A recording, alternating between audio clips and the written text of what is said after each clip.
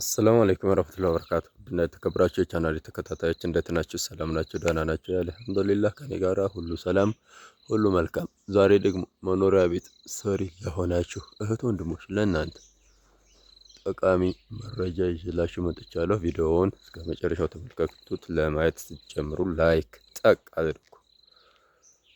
ምንድን ላሳያችሁ መጣሁ። እንደዚህ የእንጨት ቤት ከሰራችሁ በኋላ ከዚያ ይደረጋል። ውስጡ ገረገንቲ ምናምን ይሞላል።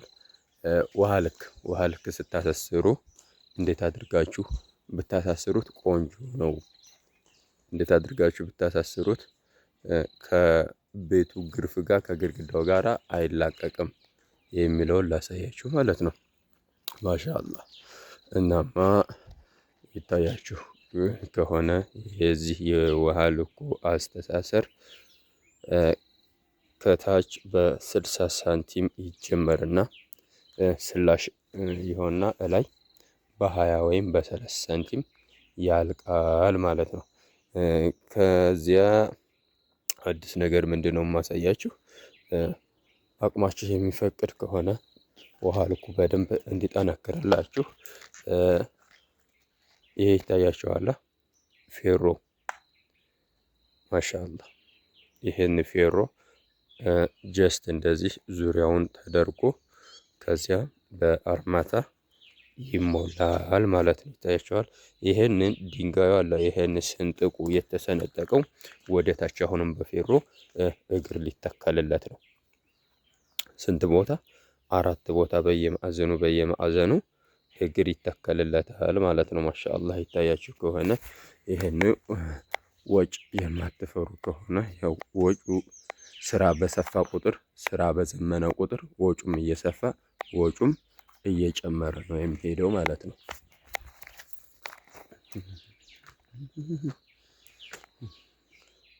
ማሻአላህ። ውሃ ልክ ለሚያስርላችሁ ሰውዬ ጀስት ይህን ቪዲዮ ብትልኩለት በዚህ መልኩ ነው ቤቴ ውሃ ልክ እንድታሰርልኝ የምፈልገው ብላችሁ ብትሉት ይታያችኋል። ማዕዘን ላይ ክፍት አለ። ማሻአላህ።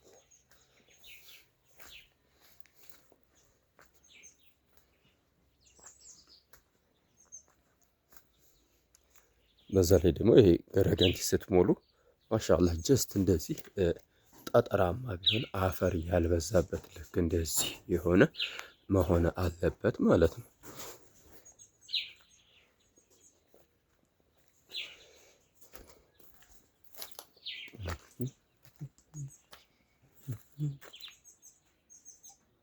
ይታያችኋል። ውሃ ልኩ ከዚህ በኩል ያለው ወደ ግድግዳው የተኛ ነው።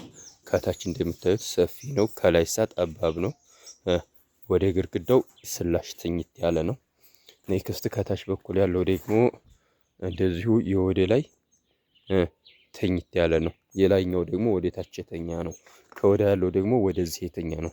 አያችሁ፣ ሁሉም ቤቱን ከወዲያም ከወዲህም ከላይም ከታችም ግፍት አድርጎ እቅፍ አድርጎ ይይዘዋል ማለት ነው። ከዛ ቤቱ ተመርጎ ሲገረፍ ይሄ ውሃ ልክና ያን ግርፉ ተያይዞ ለብዙ አመታት መቆየት ይችላል። ይሄን ደግሞ 4 ማዕዘን የሚታሰረው ስትሬት ስለሆነ የሚቆመው የቤቱ ግርፍና ይሄ ውሃ ልኩ ይለያያል፣ ይሰነጠቃል።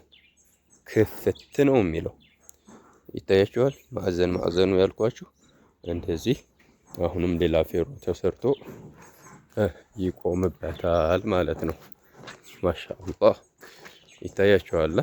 ሀሳቤ መቼም ገብቷችኋል። እናማ ባህልኩም ልክ እንደዚህ በ60 ሳንቲም ከታች ከጀምሮ ስላሽ ወደ ላይ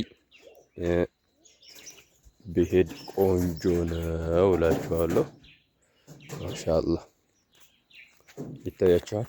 ያው የባለሙያ የመስሪያ ዋጋም ይጨምራል። ኖርማል ከሚሰራበት ይሄን ይጨምራል። የምንድን የእቃ ፍጆታም ይጨምርባችኋል፣ የባለሙያውም ይጨምራል።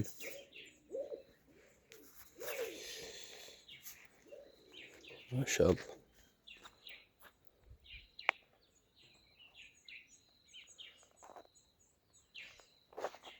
ማሻአላ እንደነገርኳችሁ ገረገንቱ አያችሁታ።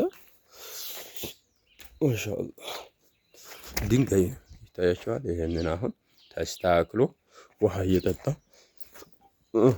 ሲጠቀጠቅ በቃ ወደ ታች ወደ መሬት የመንሸራተት የመግባት ቢሄቪየር ባህሪ አይኖረውም ማለት ነው።